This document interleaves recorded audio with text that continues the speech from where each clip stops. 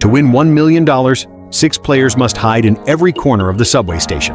If they can get through a 1-hour search by the hunters, they'll win the $1 million. Player 1, Emma, noticed that the subway station was flooded with water everywhere, so she chose the sewer as her hiding spot. She'd pre-made an iron basin that could fill with water automatically, sized to fit the sewer entrance. Once she hid inside, from the outside it looked just like a sewage-filled sewer drain, completely natural, and almost no one would suspect someone could be hiding there. Player 2, Sophia, took advantage of the rule that players couldn't hide beyond the police tape. She'd prepared a red and white road barrier in advance, hollow on the inside for her to hide in, then placed it at the entrance to the subway tracks. She intentionally made the hunters think this was the police tape, avoiding being searched. Player 3, Noah, had his eye on a train parked in the corner of the station. He noticed each carriage had a bellows-like connecting section, so he faked a connecting device to hide inside. But maybe it was a budget issue, because his device looked pretty shoddy.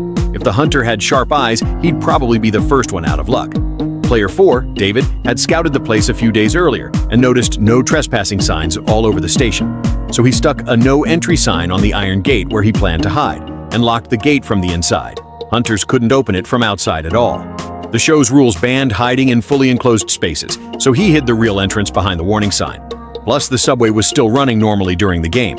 Hunters would worry about safety, and he was sure they'd just leave once they saw the gate wouldn't open. Player 5, Jack, and Player 6, Mike, decided to team up. They hid in 2 adjacent tunnels under the duty room, planning a sacrifice one to save one tactic. Even if one got caught, the other could survive. Jack hid in a narrow ventilation duct, and to make it look untouched, he set up lots of cobwebs at the entrance to fool the hunters. Mike hid in the next tunnel over, and to guarantee victory, he'd been schmoozing the station staff for days and even asked 2 of them to cover for them. Talk about double insurance. All 6 players had finished hiding, and the 1-hour search began. The station had a complicated layout, was run down and dimly lit, and there were countless spots to hide. But as an experienced top hunter, he quickly mapped out a search route in his head. He first darted through the hall, not missing a single hiding spot, then rushed to the train area, checking the exterior storage compartments and door gaps of the trains in a flash. Within minutes, he reached David's no-entry iron gate.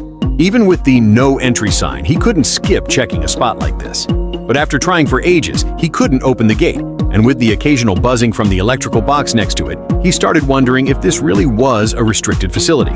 Worried about safety, he had to give up for now. David, hiding inside, had narrowly escaped. He followed the tunnel into an underground passage. It was cluttered with junk, but there was nowhere to hide. Next, he reached Jack and Mike's hiding spot. As a veteran hunter, he always checked places like this carefully.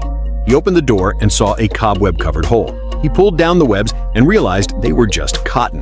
That made him 100% sure someone was hiding there. He was about to go in and grab them when a station worker suddenly appeared.